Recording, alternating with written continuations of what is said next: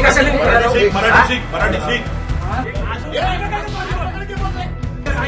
मराठी शिकायचं. किती वर्ष झाली काम करतोय?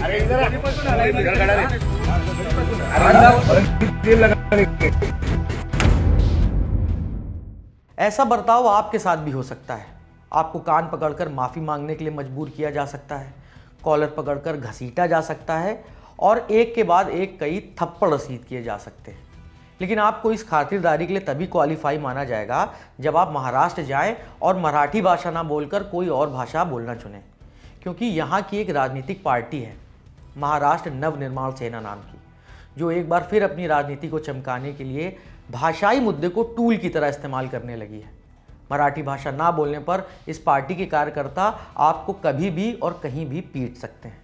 एक दौर था जब शिवसेना चुनाव में मराठी भावनाओं को भुनाने के लिए दूसरे राज्यों, खासकर हिंदी भाषी राज्यों से आए लोगों को निशाना बनाती थी। इसी क्षेत्रीयता के मुद्दे को राज ठाकरे ने भी फॉलो किया। वही राज ठाकरे जो उत्तराधिकार के मसले पर शिवसेना से अलग हुए और अपनी खुद की पार्टी यानी महाराष्ट्र नवनिर्माण सेना बनाई, जिसे संक्षेप में MNS कहा जाता है। इसी MNS ने साल 2008 में उत्तर भारतीयों के खिलाफ अभियान चलाया था। उस वक्त महाराष्ट्र में उत्तर भारतीयों पर हमले आम बात हो गई थी।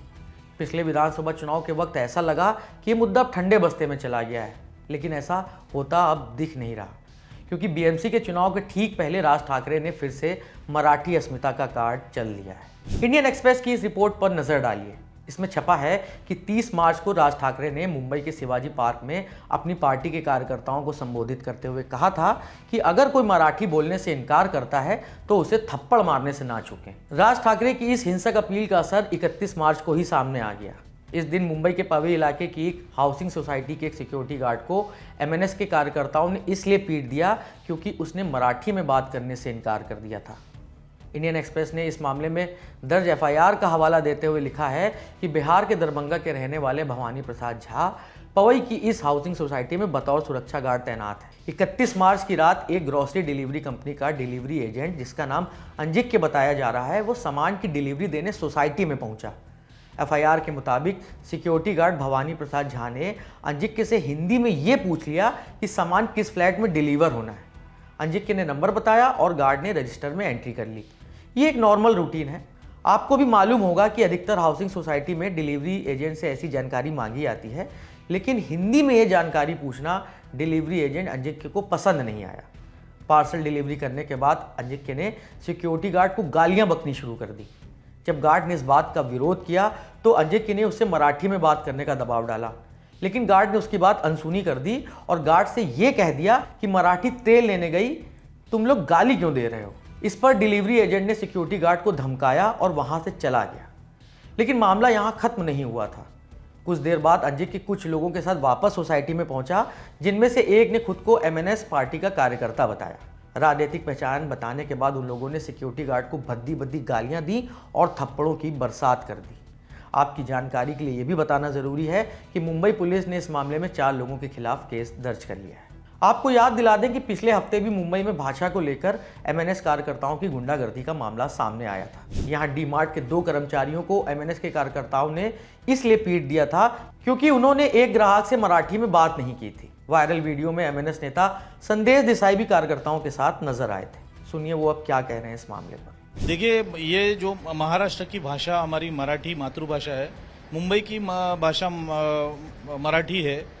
10 करोड़ मराठी लोग मराठी में बात करते हैं और जो बाहर से 2000 किलोमीटर से लोग आते हैं उनको एक छोटा सा यह है कि उनको मराठी बात करना आना चाहिए और मराठी बोलने से उनका तो कुछ होने वाला नुकसान नहीं, फायदा ये है कि यहाँ पे रोजगार मिल रहा है। हमारे साथ में हमारे जो उत्तर भारतीय भी जो लोग हैं, हमारे तिवारी जी है, ऐसे कई लोग हैं जो मराठी अच्छा फ्लुएंटली बात करते हैं। मराठी सीखने में क्या तकलीफ है।